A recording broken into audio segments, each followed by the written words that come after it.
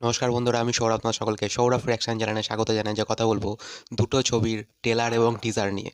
প্রথমটা ফেথ, যেখানে সোনু সুদ ডিরেক্টর করছে প্রথমবার, এবং অপরদিকে বেবি জন, যার টেলার নিয়ে কথা বলবো।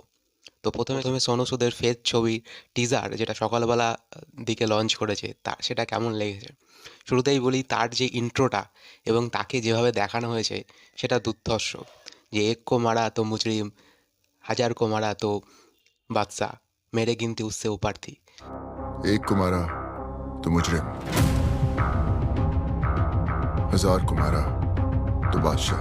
তো শুরুতেই মানে একদম তার গলার ভয়েস দিয়ে তার যে ইন্ট্রোটা মারাত্মক, এবং তারপরে ব্যাকগ্রাউন্ড মিউজিকটা খুব সুন্দর, এবং তারপরে যখন অ্যাকশান মোমেন্টটা শুরু হলো, ওরে ভাই, মাথা খারাপ করা অ্যাকশান মোমেন্ট। সেই গলার মধ্যে ডিল ঢুকিয়ে দিচ্ছে, এবং তারপরে একটা রড এই কানের পাশ দিয়ে চলে যাচ্ছে গলার পাশ থেকে, মানে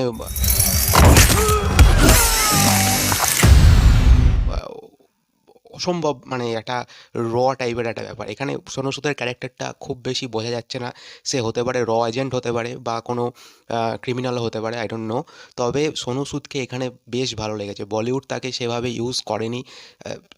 ভিলেনের ক্যারেক্টার দিয়ে রেখেছিল, সাইড ক্যারেক্টার দিয়ে রেখেছিল, সেভাবে খুব একটা সোনু সুদকে সেইভাবে ইউজ করতে পারিনি। এখন সোনু সুদ নিজে ডিরেক্ট করে নিজের ছবিতেই নিজে হিরো হয়ে এসছে, এবং হতে পারে এটার থেকে বলিউড নতুন কোনো একটা অ্যাকশন হিরো পেয়ে যেতে পারে।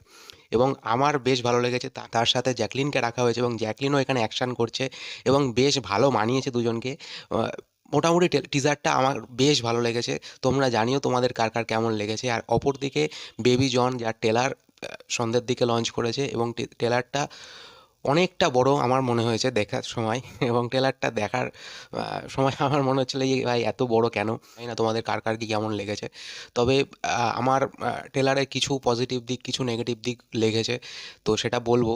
এবং যেটা সত্যি, যেটা আমার ফিলিংস হয়েছে সেটাই বলবো। তোমাদের হতে পারে ভালো লাগতে পারে। আমার ডিসেন্ট লেগেছে ট্রেলারটা।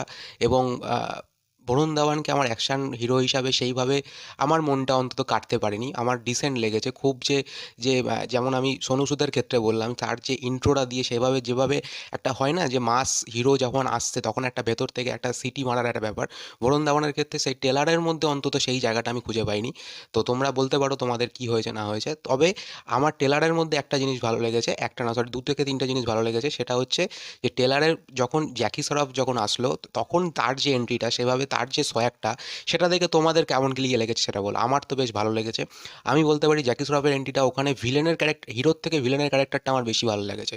এবং লাস্টে যখন সালমান খানের ক্যামিওটা দেখালো, যে চোখের ইয়ে দিয়ে ছিঁড়ে আসলো, সেটা তো বেশ ভালোই। এবং এটা যেহেতু একটা ওল্ড, মানে রিমেক টাইপের, এটা যেহেতু এটা রিমেক ছবি, তো এটা তো বোঝাই যাচ্ছে যে সালমান খানকে রেখে মানে কিছু দর্শককে টানার একটা পলিসি।